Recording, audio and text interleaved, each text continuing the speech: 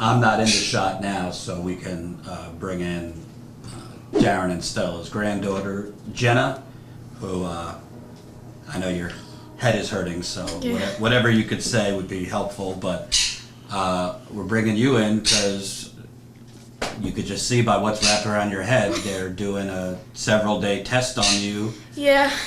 Tell folks what's been going on. Well, and you're 18. Yeah, I'm 18. I've never had health issues, anything like this before in my life. I'm an active person. I go to the gym, and since this derailment happened, I've been having health issues with my blood pressure going low and high. And then one day I was at work, and I just started having seizures. And I've been in the hospital. First, I was at the Women's Hospital. They said they couldn't find anything, so then I got transported to another hospital in Youngstown. They can't find anything else in the hospital for a week. And then they sent me home with seizure medicine. That's all they could do. No answers. Like I said, they don't test you for chemicals or anything like that. I mean, I had everything done possible at the hospital, and they still can't find nothing, but I'm still having seizures. Right now, the people just came, and I had to have this wrapped around my head. It's EEG. A 3-day EEG, which I already did it at the hospital. I have to do it again to make sure everything's okay, to see, if there's something else. And then after this, I have to have this on for 3 days. And then after this, I have to go to the Cleveland Hospital and stay there for another week and be made a fool again. And that does not look very comfortable, what you have wrapped around your head. It hurts. It hurts? Yeah. Really bad. And she gets headaches. Tell them how you feel sometimes, especially when the weather's bad. Yeah, and just looking like this is just... And you were healthy before the derailment? Yeah, nothing was wrong. And it's just a good example. We're not making this up. I'm constantly worrying, like, there's something else wrong, or, it's just constantly, I'm sick, I barely eat. I have to force myself to eat. That's another thing, like, ever since this happened. There's just a lot to it. And for people to say we're making this up is wrong. Like, this is just, look at me. I mean, this is real. This is real life. It's just like, nobody really honestly cares. Well, at least our government really don't. I mean, we've been made fools. Can I ask you, before this happened, were you doing well in school, looking forward maybe to going to college? Yeah. Future plans? You have a boyfriend? Yeah, I have a boyfriend. I was finally doing good in school, actually, for once, before this happened. I had a job. I was about to buy a car. All that had to be pulled to the side because of this. I can't drive. I can't work. I can't do nothing. She had to switch school that she'd been to going her whole life because she got so sick when she went to school in town. Yeah, the first day, actually, we all came back on this derailment. I worked with the school for janitor work and all that. And the first thing all of the kids say is, what is that smell? Like, we can still smell the smell in the school. And everybody was crying and sick, and just, it was like a madhouse. And when was this? Right after the first evacuation. Yeah, right after. And I talked to one of the janitors, and she said, they didn't properly clean the school. She said they took a sprayer and literally sprayed stuff in the hallways, and then they only did the hallways that were more populated. They didn't fully clean anything.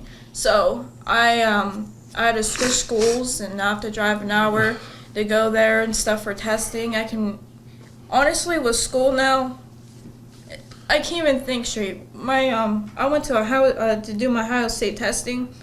It's like I can't remember nothing, and now it's affecting my life. Can I ask you, what at the doctors and the hospitals you mentioned, they're not testing you for vinyl chloride. They're not testing you for other chemicals that were on the train. They're not testing you for dioxins. They're not testing for certain chemicals that could be in your system. Nope. I think they can't. If I'm not mistaken, our hospitals work with Norfolk Southern. Well, they're owned by Mercy Health. Yeah. So they can't say on the paper that I've been exposed to chemicals. They're not allowed to say that now. Why is that? They won't. They won't. Order came from the CDC.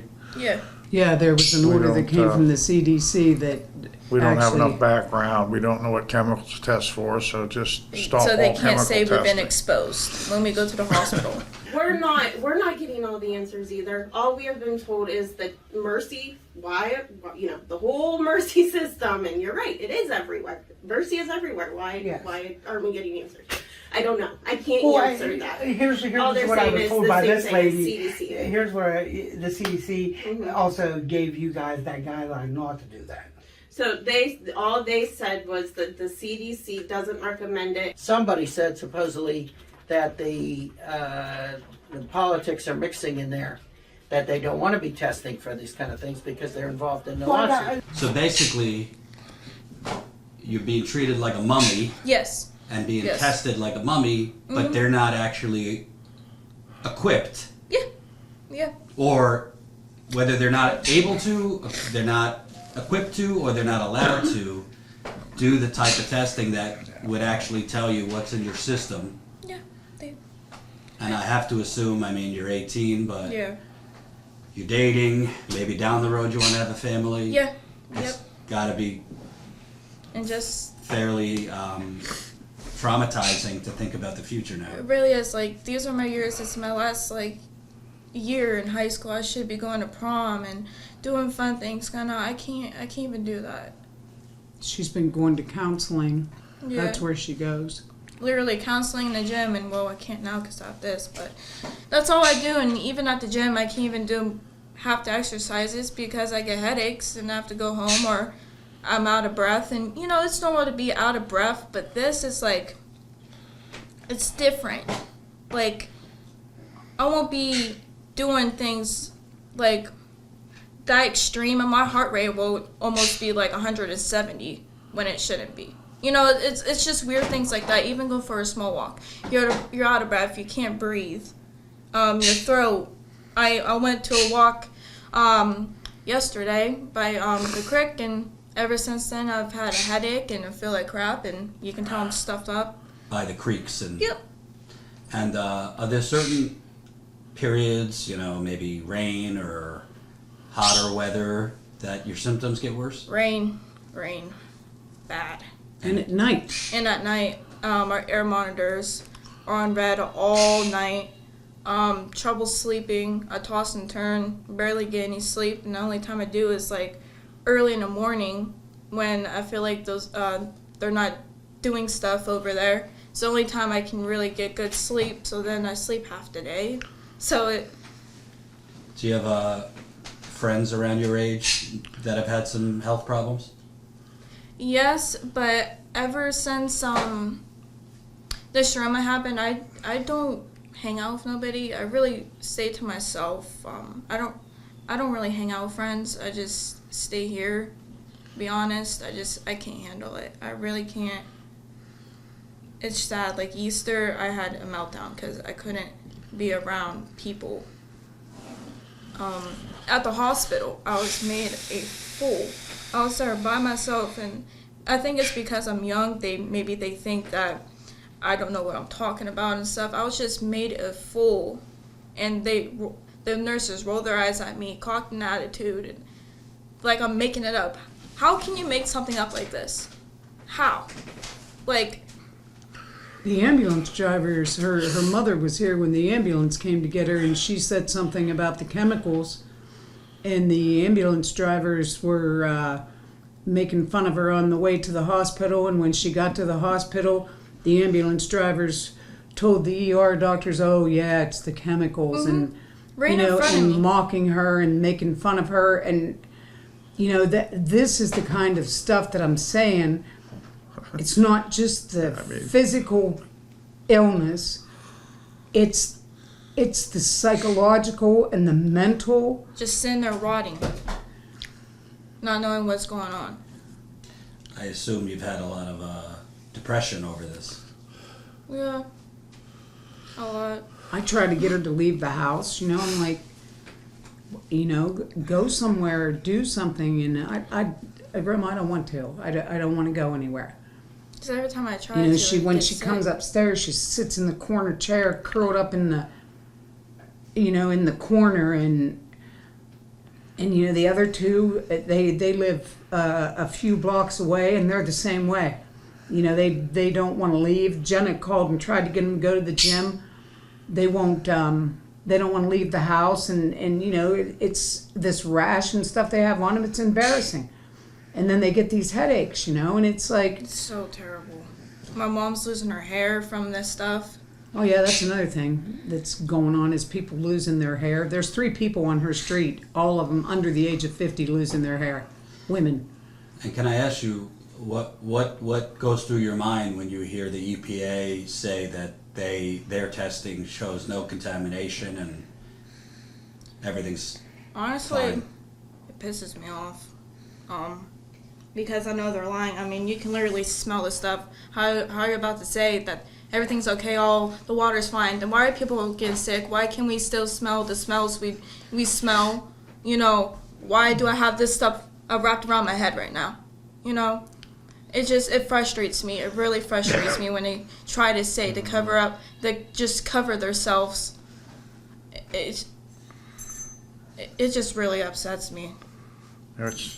You fake a lot of things, but I don't think anybody has the mind power to fake a seizure. Right. But also, why would you? Yeah, Exactly. why? Exactly. Well, that's what people say you're doing it for money. Nobody wants to get rich here. We just want to live healthy and happy. Right. I mean, We haven't even signed up with an attorney. That's how bad we're after money.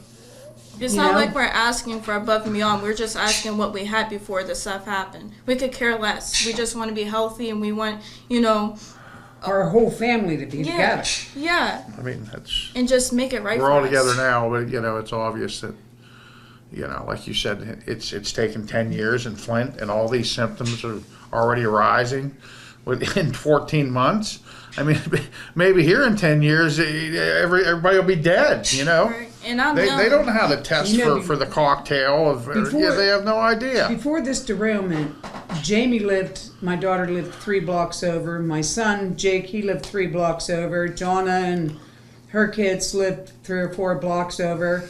We'd call each other in the morning, hey, I'm making homemade pizzas today. What kind do you want? Everybody'd stop on their way home from work and pick up the pizza, or it's so-and-so's birthday.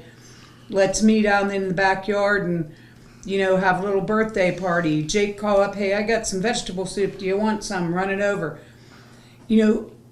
That's how our family is and was, and that's how we have always been for generations, that we don't leave each other. That's how we are. We might fight, but we're always there together. And when this thing happened, now Jamie lives in East Liverpool. That's a half an hour away. I don't get to see her baby because she won't let her baby in town. And I have the foster kids, so for me to leave and go there, then Jake, he had to move to Columbiana. He's living there. Jenna moved in with me. So, now we're all, our lives are all separated. We can't have any more birthday parties in the backyard. There's no more weekend barbecues. Hey, bring your own steak and come over, we're having a party. It's not just the physical and the financial things that we have lost, and people don't understand that is as much of a mental and a, it's heartbreaking every day. I can't watch a movie without thinking of my twin granddaughters. I mean, they're sicker than Jenna is. They live right on the creek, and I think, maybe I could put another bed downstairs, or maybe I can, as soon as one of the foster kids leaves, I can put one up there and one down here. It's a horrible thing to be so so scared and so helpless. That's what it is. I've never. Yeah. I'm a take care of shit kind of girl. Always have been. And when something goes wrong in my family, I figure out the answer, the way we're going to fix it, and this is what we're going to do. You know, if we run across any problems, you know, Daren will get all upset or whatever, and I'll go, hold on, this is what we can do. This is the first time in my 70 years of life that I can't come up with, this is how we're going to fix it. Right. I can't. And can I ask you, I mean, when you're having these seizures, what goes through your mind? Are you wondering, you know, if this is permanent? Are you? Yeah, that's the most thing that is it's that I fear that maybe it's permanent, because if it is, like I said, I'm on a 6-month hold right now. I can't drive. I can't do nothing. And I'm just so scared that my life is just, if this is permanent, I can't do anything with my life. I'm a really active person. I want to go to college and I'll, you know, just do what normal young adults do. And I feel like it's on hold. I have to do an extra year of school now probably. Like, and I was on a good path, you know? So it's like, it's very, very difficult, because I worked my behind off to get where I was at before this happened, and just have it all thrown in my face. And then for these EPA to say everything's all right, it's so irritating to me. And you know, something that I find in other situations similar, like Flint and other, is the media just stops covering it. Yeah.